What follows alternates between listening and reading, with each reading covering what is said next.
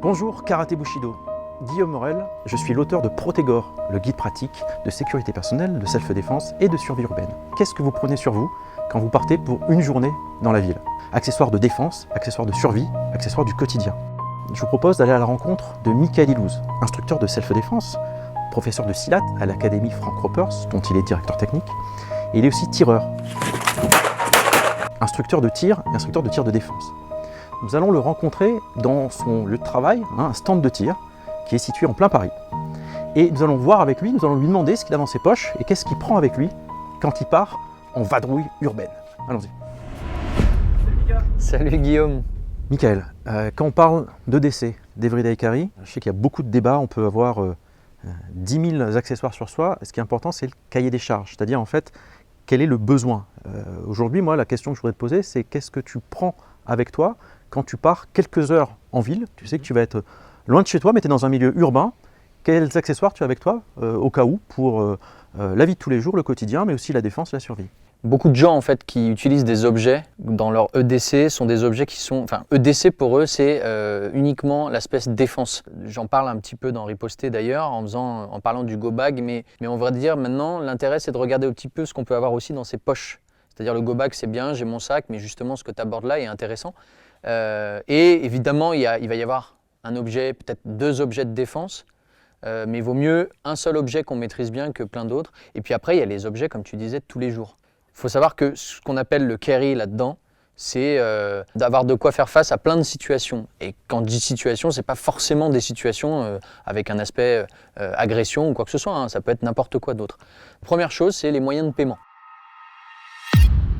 Donc il y a plusieurs moyens de paiement. Alors souvent les gens vont essayer d'avoir le portefeuille, plus le porte-monnaie, plus tout ça, ça fait beaucoup de place. Et c'est vrai que dans les poches au quotidien, on se retrouve avec des poches énormes et blindées. Alors moi j'utilise un porte-carte maintenant.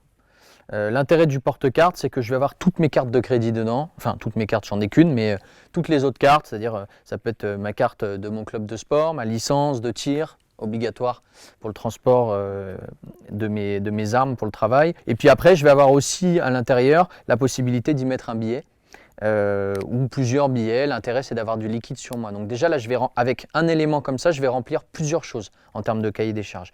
J'y ajoute aussi autre chose, c'est-à-dire que là, je vais avoir à l'intérieur ici une carte qui est en fait une clé USB aussi.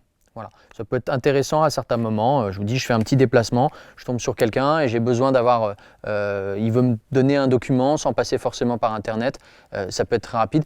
Accessoirement, sur cette clé-là, j'ai aussi mes papiers. En doublon, évidemment, de ma carte d'identité qui va être aussi dedans et ainsi de suite. Donc voilà, là, on a un objet qui est petit et fonctionnel. C'est ça qu'on va chercher au maximum. Donc rien de défense là-dedans, pour le coup. Il n'y a pas besoin d'avoir trop de choses non plus. Carte d'identité, donc là, tu n'as pas de carte d'identité? Là, j'ai ma carte d'identité qui est dedans, la petite. Ah d'accord, ok. Donc les nouvelles versions. Effectivement, pour les autres, ce sera un peu plus compliqué. Qui est aussi scannée dans ma clé USB. D'accord. Donc là, elle est ici comme ça, sous forme de carte. Ça me permet qu'elle ne soit pas trop petite et que je ne la perde pas. Et elle va rentrer avec les cartes ici à l'intérieur. Une question sur la clé USB, si tu la perds, est-ce que ça veut dire que la personne qui récupère ta clé USB va avoir tous tes papiers? Alors non, d'une certaine manière, ce que je fais en général, c'est que c'est chiffré. Alors c'est pas chiffré avec un algorithme exceptionnel, c'est le chiffrage de base qu'on peut retrouver sur un PC ou sur un Mac, ce qui fait un petit mot de passe. Concrètement, pour le commun des mortels, ça suffira dans la mesure où, à moins que quelqu'un veuille vraiment et se donne les moyens, et s'il a les moyens de toper un chiffrage comme ça, il n'a pas besoin de ma carte d'identité ici, il aura les moyens d'aller chercher mes informations sur plein d'autres choses. Ok. Et là, ton porte-carte, il n'est pas anti-RFID? Dans l'idéal, s'il en existe, pourquoi pas. De manière générale, je fais relativement attention et ça, on va dire que moi j'ai une veste le reste du temps, donc qui va être à l'intérieur de ma veste. De base, il y a ça, vient s'ajouter aussi au fait que le sans contact, pour moi, n'est pas activé, exprès. Je ne veux pas qu'il y ait de sans contact sur cette carte-là, donc de toute façon, je crains rien. Je comprends par contre, en revanche, quelqu'un qui aura un sans contact, bon, dans la particularité, c'est qu'il est quand même limité entre 20 et 30 euros en fonction des cartes, et puis pas successif, c'est-à-dire qu'il ne va pas pouvoir faire 10 fois 30 euros. Donc bon, voilà, quelqu'un qui prendrait les moyens, effectivement, il aurait le matériel pour, mais pareil, ça commence à être vraiment très complexe, c'est du réseau organisé, c'est des gens qui fonctionnent avec beaucoup de matériel. Voilà, on n'en est pas là, mais effectivement, c'est intéressant de le souligner. Ouais. Oui, tu as raison, on ne va pas se faire vider son compte non plus avec le sans contact, même si les banques aujourd'hui ont tendance à augmenter le seuil vers le haut et certains fournisseurs de cartes ne veulent plus désactiver le sans contact de plus en plus. On est poussé à avoir du sans contact, mais bon. Et tu n'as pas de pièces du coup avec toi, tu n'as pas de monnaie? Alors si, la monnaie. Alors pareil, je ne prends jamais de porte-monnaie parce qu'on paye rarement en monnaie. Maintenant, il est toujours intéressant d'en avoir sur soi parce que, effectivement, si je prends un café en terrasse ou quelque chose, ça me permet de le payer assez rapidement. Donc là, en fait, j'utilise la petite poche, d'accord, qui pour moi est juste faite pour ça. Et en général, je mets juste ce qu'il faut en termes de monnaie, c'est-à-dire ni trop ni pas assez. Donc si on regarde bien, je vais avoir voilà, 2 pièces de 2 euros, 2 pièces de 1 euro et 2 pièces de 50 centimes d'euros. Voilà. Donc ici, l'avantage, c'est qu'effectivement, bah, voilà, ça me fait quelques pièces au cas où. Et ici, je vais avoir, voilà, ça prend pas trop de place. Ça évite d'avoir un porte-mitraille parce que souvent, les gens, en fait, ils fourrent absolument toute la monnaie. Et le résultat, c'est qu'ils se retrouvent avec des milliers de pièces et ça prend beaucoup de place. Mais c'est ce que j'ai moi avec le fameux SAP, là, tu connais, j'imagine. Voilà. Alors, toi, Oui, t'en as oui, pas. Toi, non. Alors, là où on a en effet beaucoup de mitraille, alors l'intérêt c'est de séparer les pièces des billets et des cartes, parce que si on te demande à donner des pièces, c'est toujours mieux de sortir à un endroit où il n'y a que quelques pièces et au pire, tu te le fais voler. Ça fait aussi éventuellement accessoire de défense. Toi, t'en penses quoi de ça? J'en pense que c'est très marqué. Alors, c'est efficace d'une certaine manière. Je vais essayer dans la mesure du possible, je parle pour ma part, de ne pas cumuler les objets de défense. Je préfère en avoir un que j'utilise bien, je me suis entraîné à travailler avec. Plus je vais en avoir, plus ça va être compliqué. L'intérêt aussi de ne pas avoir de portefeuille, enfin en tout cas ni de portefeuille d'ailleurs, ni de porte-monnaie, c'est qu'effectivement c'est plus facile quand quelqu'un demande une pièce de dire tiens, je fouille dans ma poche et je lui sors, bah, j'ai que ça, tiens. Que de commencer à sortir le porte-monnaie, ouvrir le porte-monnaie et ainsi de suite. Okay. Là, l'autre chose, c'est qu'effectivement, d'une manière générale, ça commence à être très marqué. Et moi, j'ai un problème avec les objets trop marqués, visibles, je parle. Puisque là, on commence ça fait à trop avoir... arme, c'est ça que tu veux dire. Pour Ouais, toi, tout le monde connaît en fait. C'est comme, je vous dis, le couteau rentré ici, où on voit bien la languette dessus. Voilà, c'est très marqué, on sait un peu à qui on a affaire. L'idée, c'est de ne pas avoir trop de choses comme ça. Donc moi, je suis partisan plutôt de la lacrymo, donc je ne vais pas avoir ce genre d'objet en plus. Et je vais essayer de ne pas les cumuler encore plus. Voilà. Lacrymo, justement, alors une bonne transition. Alors, on va en parler un petit peu. Moi, ce que j'utilise, ça fait des années maintenant pour avoir essayé pas mal d'objets. Celui, et pour avoir eu l'opportunité de l'utiliser, qui marche le mieux à mes yeux, c'est le Guardian Angel. Alors, il y a bien mieux. Hein. Aujourd'hui, il y a des trucs beaucoup plus aboutis. Mais moi, je suis un peu anti surenchère. Le Guardian Angel fait son travail très bien. La particularité, c'est que... c'est un objet qui ressemble à ça, qui va utiliser 2 cartouches pyropropulsées qui vont faire sortir en fait à peu près 140 km/h, il me semble, un liquide. Donc on n'est pas sur un spray, c'est-à-dire que ça ne va pas se diffuser dans l'air. Et l'avantage qu'il sorte très vite, c'est que du coup il va encore moins se diffuser et puis surtout il va se grouper. On fera prochainement une vidéo de test sur plein d'objets justement et celui-là en fera partie. Donc j'ai 2 coups avec ça. C'est vraiment mon plan d'urgence. Voilà. C'est-à-dire j'ai quelqu'un de vraiment dangereux en face de moi. Voilà. C'est un objet de défense, ça reste quelque chose. T'as enlevé la sécurité, je vois. J'ai enlevé pour des raisons d'accessibilité. Je vais expliquer après comment je le porte. L'idée étant, voilà, maintenant je préciserai quand même une chose, c'est que ça s'adresse à des personnes qui ont l'habitude des manipulations de typer arme de poing. Voilà. Donc, pourquoi j'utilise ça? Parce que c'est dans ma gestuelle, c'est quelque chose que je pratique pas mal. Pour monsieur tout le monde, je conseillerais plus ce qui serait genre le Palm Defender, qui sont des petites gazeuses porte-clés qui sont aussi très efficaces. Voilà, exactement. Defender, voilà. Comme un Kubotan. Voilà. J'en parle un petit peu dans Riposter aussi. Ce qui est important, c'est de comprendre, voilà, il y a une sûreté dessus et il faut s'entraîner à la retirer. Je précise encore une fois, on en reparlera peut-être plus en détail une autre fois, mais l'utilisation d'une gazeuse, ça s'utilise dans un certain contexte. On ne découvre pas le moment où il faut l'utiliser au moment de l'agression. On s'entraîner à retirer la sûreté ici. Donc ça, c'est important. Déjà pour la facilité, parce que quand le produit est neuf, c'est un peu plus compliqué. Et puis on se rend compte aussi que c'est pas au moment où l'agression qui va arriver qu'il va falloir la chercher au fond de son sac. D'accord? Donc ça rejoint ce dont tu parles dans Protégor, ce dont je parle aussi dans Riposter, l'état de vigilance. Plus je vois les choses venir de loin, moins je serai surpris et plus je serai en mesure de l'utiliser. Voilà. L'intérêt, c'est spray, sprint. Comme ça, c'est réglé. Je ne suis pas là pour mettre un coup de spray et finir le mec. C'est vraiment pour se défendre. Dernier cas de figure. Normalement, je ne devrais même pas en arriver là, y compris pour le Guardian. Et je sais où sont mes objets. Donc, je sais dans quelle poche je les mets systématiquement. Exactement. Pour ne pas avoir à réfléchir et que ce soit un automatique. Et en avoir cherché, c'est-à-dire que si je commence à sentir un peu le sapin, je vais aller chercher justement l'objet avant de me retrouver dans la situation. Voilà, il vaut mieux anticiper un maximum pour ce genre de choses. Alors moi, je le porte d'une certaine manière. J'ai fait faire un étui qui permet de le porter ici. Voilà, ce qui le rend très pratique et ça évite de l'avoir dans la poche. En revanche, je l'explique, la seule fois où j'ai eu à l'utiliser, il était dans ma poche, la poche de mon manteau. Ça a très bien marché aussi quand j'ai un manteau. Là, l'avantage, c'est que je ne suis pas en manteau, donc effectivement, dans ces cas-là, je le porterai plus dans ce contexte-là. L'intérêt, c'est que je vais venir le rentrer ici et ici, dans cette position-là, il sera coincé. Et tu le mets plutôt derrière, tu ne le mets pas en pelvien. Je ne le mets pas en pelvien, je ne veux pas que ça me gêne. Et puis parce que j'ai l'habitude de porter souvent en 3/4. Et donc là, c'est l'intérêt de l'avoir ici. Ok, donc Mika, tu as aussi un téléphone portable, comme tout le monde, j'imagine. Comme tout le monde, bien sûr. Alors, justement, là, le téléphone, il va avoir plusieurs avantages. Donc là, j'ai un téléphone de marque assez connu. Effectivement, ça remplace beaucoup pour les notes. Évidemment, appeler des secours. S'il y a un souci, se géolocaliser, ça aussi c'est intéressant. Éventuellement une boussole dessus, même si en ville c'est pas extrêmement important. La lumière, bien sûr.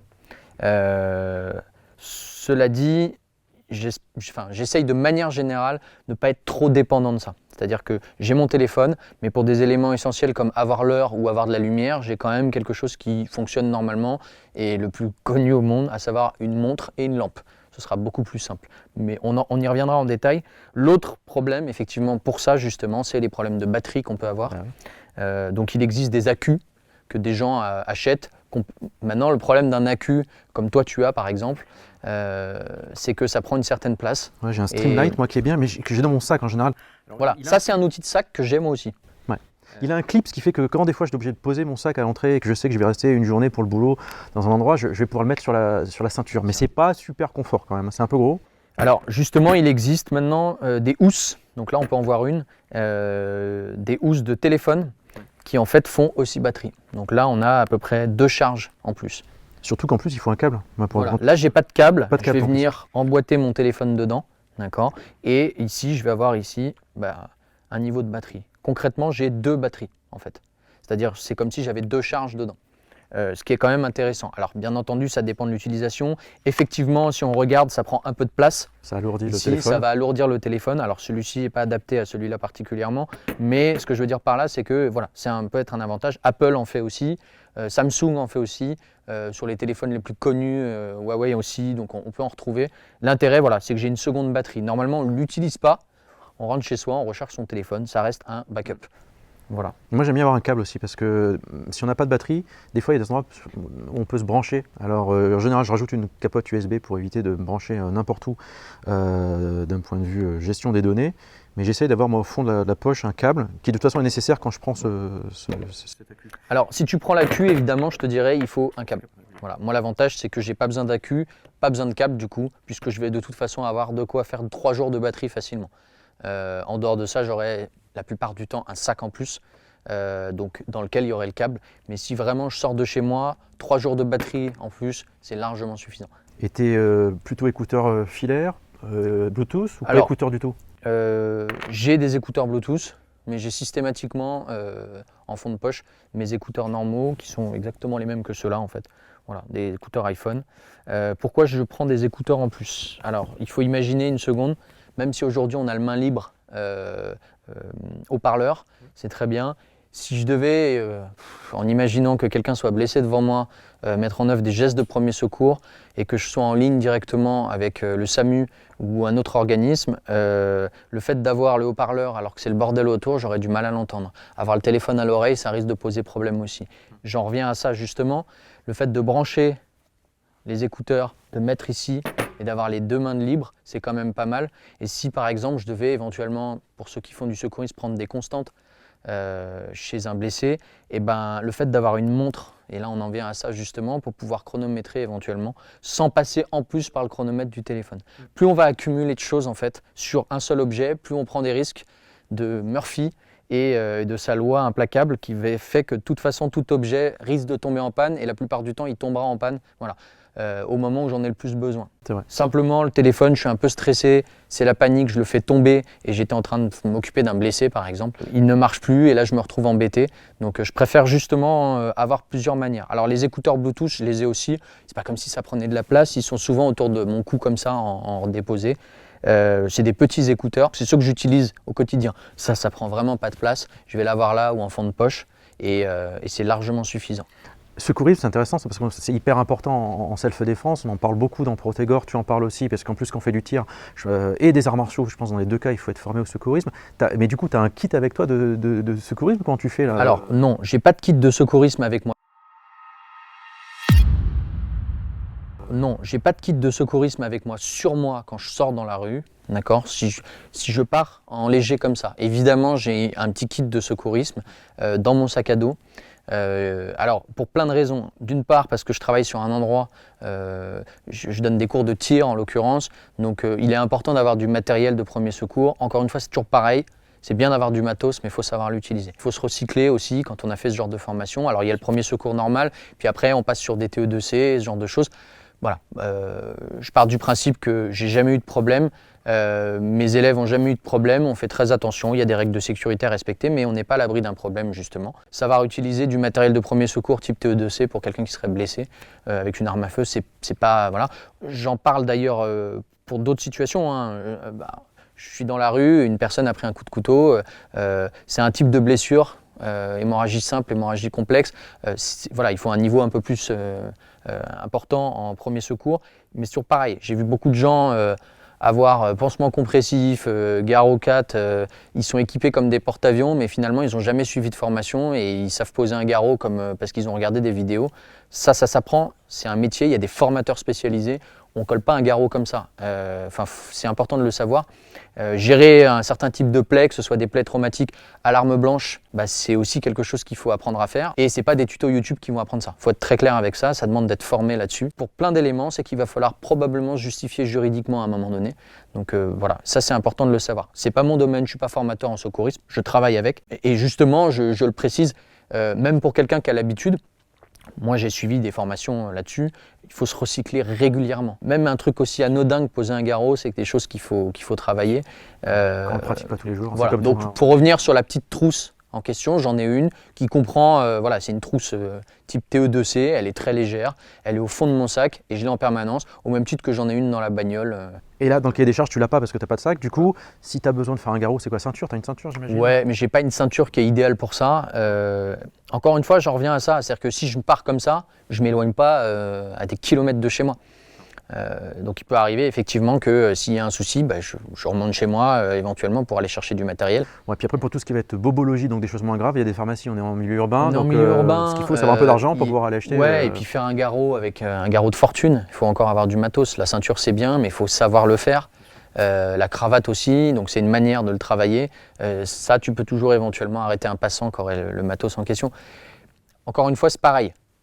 Je ne me lance pas dans un garrot si je peux faire un point de compression. Je ferai mon point de compression, on appelle les pompiers, c'est eux qui le prennent en charge. Moi, je ne suis pas infirmier d'urgence, voilà, je ne travaille pas pour le SAMU.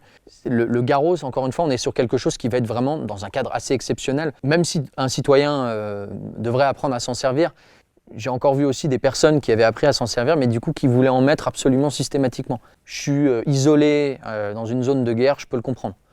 On est en France, on va être pris en charge assez rapidement. C'est pas la peine de surenchérir sur du matos, absolument quoi. Moi, je prends souvent un paquet de mouchoirs parce que déjà, quand tu te coupes un peu, ça permet d'avoir pas de se mettre du sang partout. Et puis sur une hémorragie un peu plus grosse, tu peux faire le point de compression directement avec tout le paquet dessus. En tout cas, c'est ce que j'ai vu échanger avec des secouristes là-dessus. Donc j'ai toujours dit que c'est utile pour autre chose. Donc je me dis que ça prend pas beaucoup de place aussi. Ouais. Alors pareil, c'est utile sans l'être foncièrement. Si j'ai besoin de quelque chose pour panser une plaie dans l'urgence, je foutrais directement du tissu. Je ne vais pas me prendre la tête, je déchire une chemise ou ce genre de choses. En dehors du fait de me moucher, si je me coupe, on va faire comme tout le monde fait, hein, c'est-à-dire je vais coller ma bouche dessus. Je ne dis pas que c'est une bonne chose. Ou alors simplement je viendrai compresser directement avec autre chose. Comme on disait, on est en milieu urbain. Si j'ai une pharmacie en face, je fonce à la pharmacie, je demande de l'antiseptique, du machin. Ils vont nous filer ça en 2 secondes et voilà, j'aurai mon pansement. C'est juste pour pas rajouter encore un truc dans les poches. Mais je comprends l'intérêt. Et si tu es enrhumé, par exemple, là, ça devient quelque chose qui devient d'utilité. Ok. Est-ce que tu as vidé toutes tes poches là ou... Alors non, on en parlait tout à l'heure, mes clés par exemple. Bah oui, les clés. Alors mes clés, elles ont 3 fonctions ici. J'ai ce petit objet-là qui me sert de porte-clés. Oh, un Yugo. Voilà. Donc là, la particularité, c'est qu'effectivement, potentiellement, il peut me servir à taper avec. Je vais être très honnête avec toi, il y a plus de chances que j'utilise ma gazeuse que ça. Maintenant, l'intérêt aussi, c'est que quand tu cherches dans les poches, tu as plus de facilité à aller les chercher. Donc là, c'est purement le côté pratique. Qui ressemble pas du tout à une arme. Pour le coup, le Yugo, il a été Voilà. pensé. Hein. Il faut savoir que voilà, je pourrais frapper avec éventuellement. Ça, j'y crois pas une seconde, je vais me dégommer les mains. On l'a testé un petit peu, c'est pas très agréable. C'est plutôt une poignée, on va dire. Deuxième chose, ouvrir les portes. Ça, c'est quand même très important. Et puis la troisième, c'est que j'ai en backup du téléphone, je disais, une petite lampe. Ici. Donc, ce n'est pas une lampe très puissante, elle est très légère. Et effectivement, ce qui est intéressant, c'est le fait d'avoir la lampe sur un objet qu'on connaît aussi. C'est-à-dire le téléphone, il est dans la poche, je le fais tomber, imaginons, je ne le retrouve pas.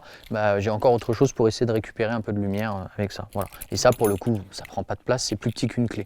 Et tu n'as pas de lame là-dessus, hein, en fait, j'ai pas de lame là-dessus. Alors, je suis un peu contre les lames, pareil, transport de lames sur soi ou ce genre de choses.